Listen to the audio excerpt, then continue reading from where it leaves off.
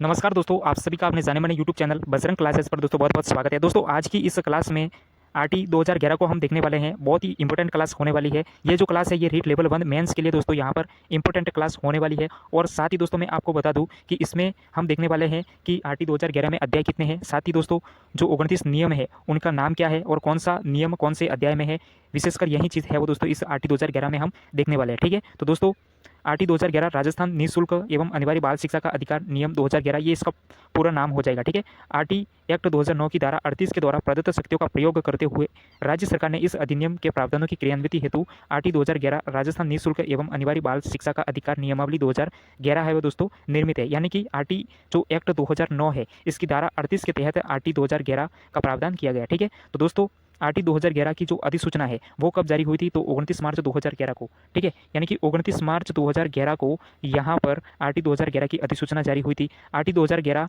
राजपत्र में प्रकाशन कब हुआ था, तो 30 मार्च 2011 को आरटी 2011 का राजपत्र में प्रकाशन हुआ था। ठीक है, उसके बाद में आरटी 2011 में 10 भाग व 29 नियम है। भाग को हम दोस्तों अध्याय भी बोल सकते हैं। ठीक है, तो दोस्तों यहाँ पर कंफ्यूज बिल्कुल भी आपको नहीं होना है। ठीक है, तो आरटी 2011 अधिसूचना जारी हुई थी 29 मार्च 2011। आरटी 2011 राजपत्र में प्रकाशन 30 मार्च 2011। आरटी 2011 में 10 भाग व 29 नियम है। ठीक है, उसके बाद में हम आगे देखें तो यहाँ पर जो 10 भाग है उनको देखने वाले हैं और इसमें जो नियम है कौन सा नियम कौन से अध्याय में है उसको हम देखेंगे। ठीक है, तो सबसे पहले अपने यहाँ पर क्रम संख्या हो जाएगी, भाग का नाम हो जाएगा और यहाँ पर अपना नियम हो जाएगा। ठीक है, तो क्रम संख्या 1 जिसमें प्रारंभिक यानी कि भाग बोलो अध्याय बोलो एक ही बात है। ठीक है, तो यहाँ पर जो प्रारंभिक अध्याय है इसमें नियम 2 आ जाएगा। ठीक है, उसके बाद में सेकंड यहाँ पर दोस्तों अध्याय हो जाएगा विद्यालय प्रबंधन समिति। ठीक है, तो इसमें जो नियम है वो 3 से 5 तक है। ठीक है, नियम 3 से यहाँ पर 5 हो जाएगा। ठीक है, उसके बाद में थर्ड अध्याय की बात करें दोस्तों तो यहाँ पर निःशुल्क और अनिवार्य शिक्षा का अधिकार, ये थर्ड अध्याय का नाम है और इसमें नियम है वो दोस्तों अपना 6 हो जाएगा। ठीक है, उसके बाद में चौथा जो अध्याय है वो है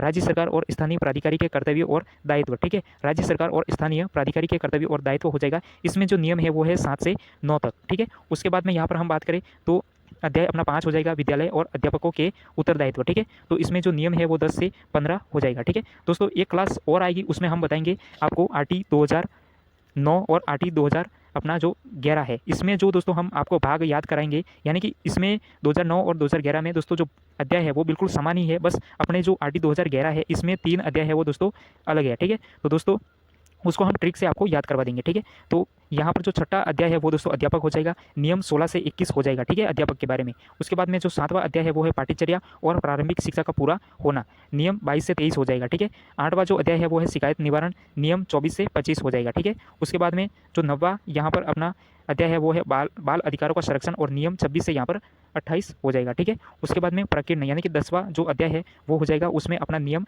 29 हो जाएगा। ठीक है, तो दोस्तों यहाँ पर हमने 10 अध्याय देखे यानी कि कौन से अध्याय में कितने नियम है उनको देखा। ठीक है, उसके बाद में प्रत्येक नियम की हम यहाँ पर बात करते हैं। ठीक है, तो प्रत्येक नियम को हम यहाँ पर दोस्तों देखने वाले हैं। तो दोस्तों यहाँ पर अपना आरटी 2011 के 29 नियम। ठीक है, तो दोस्तों जैसा कि हमने यहाँ पर आपको बताया कि यहाँ पर जो अपना प्रथम नियम है उसमें क्या बताया था दोस्तों हमने, नियम 1 संक्षिप्त नाम प्रसार और प्रारंभ। ठीक है, यानी कि जो पहला अध्याय है इसमें अपना नियम 2 से शुरू होगा। ठीक है, नियम 1 है उसमें संक्षिप्त नाम प्रसार और प्रारंभ यहाँ पर बताया गया है। ठीक है, तो दोस्तों यहाँ पर नियम अपना पहले 1 हो गया और उसके बाद में यहाँ पर हम 2 से शुरू करने वाले हैं। ठीक है, तो दोस्तों नियम 2 है वो है जिसमें बताया गया है परिभाषा। ठीक है, आरटी 2011 के नियम 2 में परिभाषा का उल्लेख किया गया है। ठीक है, उसके बाद में नियम 3 है इसमें विद्यालय प्रबंधन समिति। ठीक है, विद्यालय प्रबंधन समिति की संरचना और कृत्य के बारे में बताया गया है। नियम 4 विद्यालय प्रबंधन समिति की जो कार्यकारी समिति है उसके बारे में बताया गया है। ठीक है, नियम 5 है ये किससे संबंधित है, विद्यालय विकास योजना तैयार करना। ठीक है, यानी कि यहाँ पर कितने वर्ष के लिए बनेगी दोस्तों, यहाँ पर अपने 3 वर्ष के लिए विकास योजना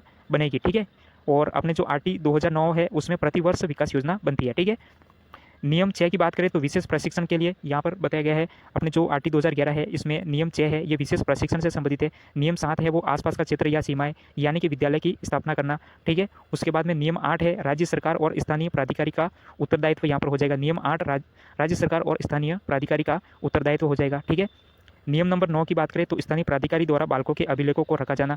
ठीक है, नियम नंबर 10 है कमजोर वर्ग और अलाभप्रद समूह के बालकों का प्रवेश। ठीक है, कमजोर वर्ग और अलाभप्रद समूह के बालकों का प्रवेश। ठीक है, उसके बाद में नियम नंबर 11 की बात करें तो राज्य सरकार द्वारा प्रति बालक व्यय की प्रतिपूर्ति।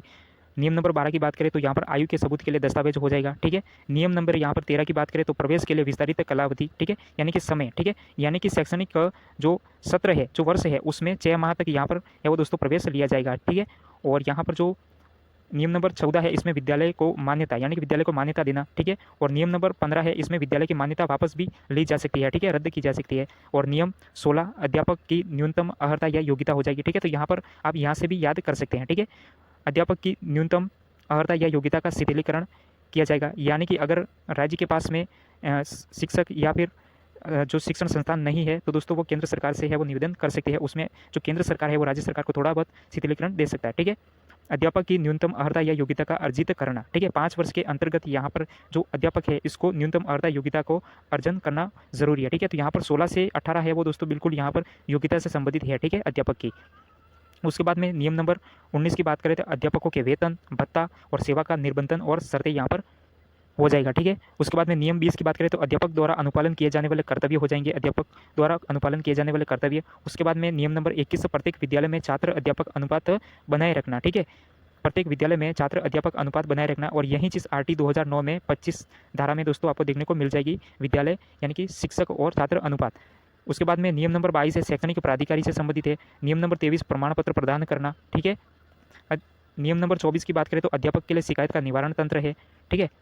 उसके बाद में नियम नंबर 25 की बात करें तो यहाँ पर बालक या माता पिता के शिकायत का निवारण है। देखिए नियम नंबर जो 24 है ये तो अध्यापक के शिकायत का निवारण तंत्र है, ठीक है। और जो नियम नंबर 25 है ये बालक या माता पिता के शिकायत का निवारण करना, ये नियम नंबर अपने 25 हो जाएगा। नियम नंबर 26 की बात करें तो राजस्थान राज्य बाल अधिकार संरक्षण आयोग द्वारा कृत्यों का निर्वहन और निष्पादन करना, ठीक है। और नियम नंबर यहाँ पर हम बात करें अपने 27 की तो राजस्थान राज्य बाल अधिकार संरक्षण आयोग के समक्ष परिवादों को प्रस्तुत करने की रीति, ठीक है। और नियम नंबर 28 की बात करें तो राज्य सलाहकार परिषद का गठन और उसके यहाँ पर कृत्य हो जाएंगे, ठीक है। उसके बाद में नियम नंबर अपने 29 की बात करें तो शंकाओं का निराकरण यहाँ पर दोस्तों हो जाएगा। तो यहाँ पर दोस्तों हमने आरटी 2011 के कुल यहाँ पर 29 नियम है, इन नियमों को दोस्तों हमने देखा, और साथ ही कितने यहाँ पर अध्याय हैं उन अध्याय को हमने एक एक करके दोस्तों यहाँ पर देखा। जैसा कि दोस्तों आप सभी यहाँ पर देख रहे हैं कि दोस्तों ये सभी अपने अध्याय हो जाएंगे, साथ में ये जो नियम है वो हो जाएंगे, ठीक है। तो दोस्तों आपको क्लास कैसी लगी? अगर चैनल पर नए हो तो चैनल को सब्सक्राइब, लाइक, शेयर जरूर कर देना। अगली जो क्लास आरटी 2011 की आएगी उसमें दोस्तों डिटेल के साथ में आपको बताएंगे, ठीक है। Thank you for watching.